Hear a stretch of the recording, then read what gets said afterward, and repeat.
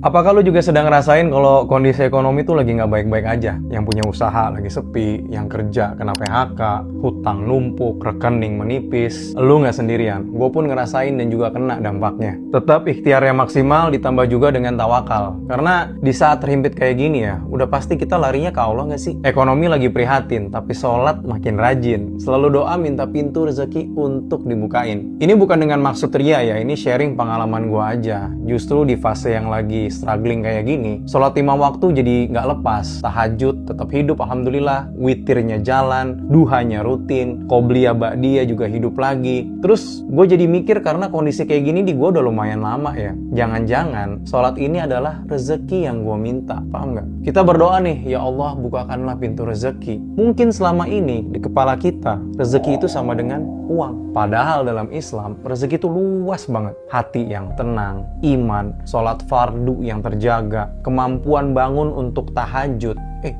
Nggak semua orang dikasih privilege gitu sama Allah. Dan jadi mikir mulu nih.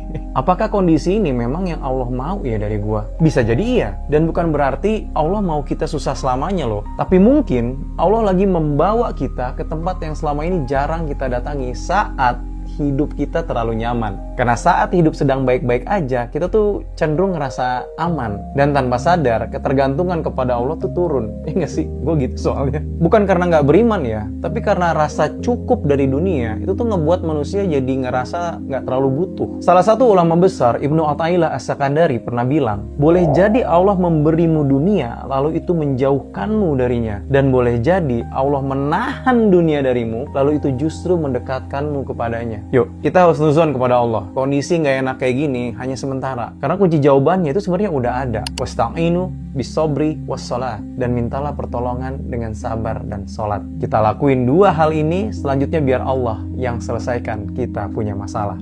Bismillah.